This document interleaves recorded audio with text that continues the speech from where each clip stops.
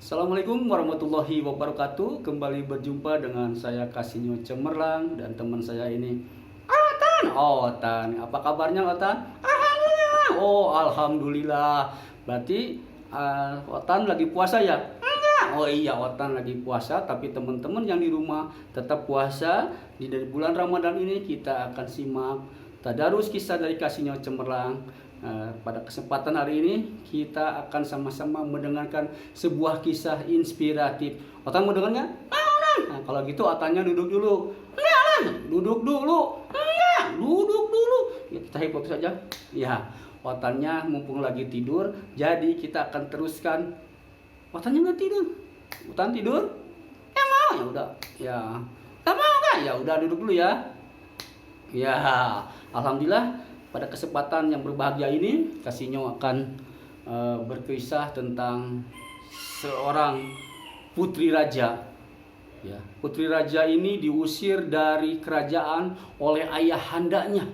Sebenarnya bukan diusir, tapi diasingkan oleh ayahandanya karena tuan putri ini sangat menjengkelkan. Kehidupan sehari-harinya hanya memegang gadget, handphone, smartphone, apapun itu dia untuk hanya melihat game, bermain-main, bahkan tidak menghasilkan apa-apa. Melihat itu sang raja pun memberikan pelajaran kepada tuan putri ini untuk diasingkan ke sebuah hutan. Dengan pengawalnya, tuan putri ini dibawa ke hutan.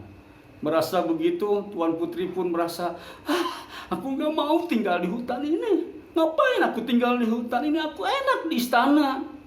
Ternyata dia tetap aja merasa gusar, merasa marah. Kenapa harus berada di hutan ini? Padahal di sana banyak sekali teman-teman hutan di situ. Tiba-tiba ocehan, gusaran tuan putri ini membangunkan si beruang madu. Wele wele, tuan putri, kok ada di sini? Diam kamu. Aku lagi gusar ini. Ya kalau gusar gitu, ya jangan berisik. Aku kan lagi tidur. Masa bodoh? Kamu tidur aja. Ya udah, aku tidur lagi. Beruang pun merasa terusik dengan adanya tuan putri ini. Tuan putri ini terus aja, ngapain aku ada di hutan kayak gini katanya. Aku malas aku di hutan ini. Ngapain aku di hutan ini? Padahal di istana aku enak sekali. Bisa main gadget, main game, dan main apapun. Wah, tiba-tiba datang juga seekor kelinci. Tuan putri, bermain yuk dengan kita. Ngapain kamu? Sana pergi. Loh. Kok tuan putri jahat sekali ngusir aku. Sana pergi. Kelinci pun pergi, dan di atas pohon pun Tuan putri, selamat datang di hutan. Kita main-main yuk di hutan. Gak mau, sana pergi sana. Aku gak mau main dengan kamu. Kok tuan putri marah? Ya udah, aku pergi aja. Lalu si kera pun pergi ke atas pohon bermain-main dengan yang lain. Tuan putri pun tertidur pulas. Dalam tertidurnya, dia bertemu dengan sosok seorang kakek-kakek. Wahai tuan putri, sesungguhnya ayahandamu mengasingkan dirimu di sini di hutan agar kamu banyak belajar dari hutan ini. Cobalah lihat, hutan ini mengandung beberapa ilmu yang bermanfaat bagi kehidupanmu tuan putri. Cobalah nikmati hutan ini dengan segala keindahan dan isi-isi yang ada di dalamnya. Siapa kakek tadi ya? Tanya si tuan putri sendiri. Ternyata pohon ini buahnya berbagai macam buku-buku.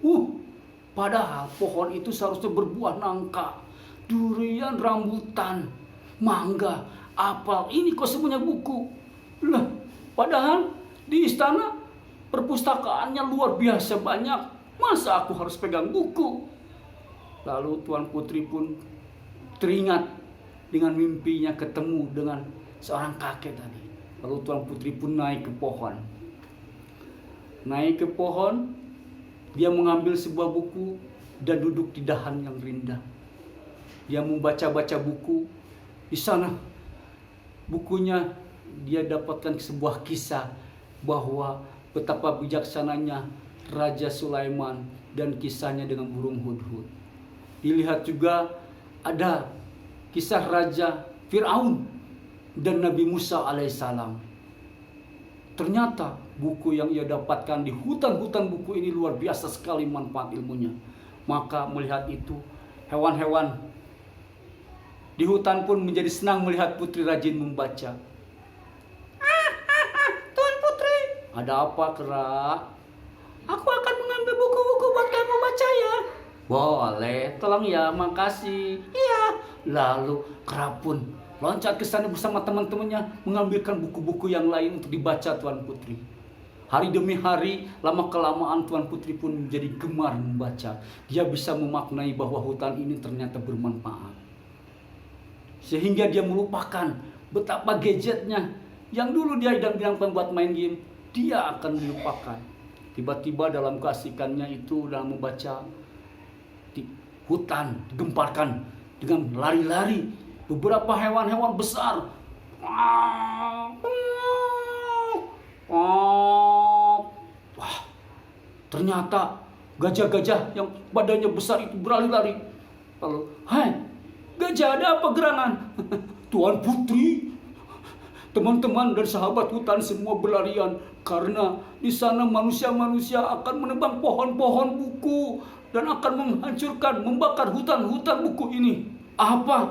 Iya Tuan Putri, aku takut sekali Tuan Putri. Wah, ternyata semua berlarian. Tunggu. Lalu datang lagi. Gajah, ajak teman-temanmu yang lain dan sahabat hutan di sini. Ayo kita usir hutan ini nih. Selamatkan hutan ini supaya tidak terbakar, ditebang oleh manusia-manusia yang serakah untuk menghancurkan hutan. Baik Tuan Putri, kalau itu perintah Tuan Putri, aku akan kembali dan mengumpulkan semua teman-temanku dan semua sahabat hutan untuk membela, untuk mempertahankan hutan ini. Baik Tuan Putri, silakan. Wah, lalu Tuan Putri pun menunggang gajah. Dia langsung memimpin dan mengusir manusia-manusia yang serakah yang ingin menebang hutan dan ingin membakar hutan buku ini. Ayo kita usir mereka, ayo. Wah, hutan pun kembali asri. Pohon-pohon yang telah ditebang oleh manusia-manusia yang serakah dan manusia-manusia yang serakah itu pun lari tunggang langgang meninggalkan hutan buku ini. Lama-kelamaan Tuan Putri pun menyadari bahwa hutan buku ini sangat bermanfaat baginya. Maka dia pun sadar akan selama ini bahwa hari-harinya selalu dipenuhi dengan santai, dengan lalai, terlalu banyak memegang gadget, bermain-main, gaming dan sebagainya. Dia pun berinsaf suatu saat kehidupannya akan menjadi lebih baik sekembalinya dari hutan. Ternyata ayahandanya memberikan pelajaran yang berharga supaya bisa tinggal di sini. Tuan Putri pun kembali ke hutan dan menyapa teman-temannya. Wahai teman-temanku semua, aku akan kembali ke istana dan aku akan kembali mengkaji, membaca-baca buku yang ada di perpustakaan istana, dan aku akan menjaga semua hutan-hutan yang ada di istana ini, apalagi hutan buku ini tetap untuk kita lestarikan. Untuk itu teman-teman yang ada di rumah tetap harus baca buku, karena dalam buku itu banyak sekali ilmu. Assalamualaikum warahmatullahi wabarakatuh. Itu saja persembahan dari Kasihnya. Dah.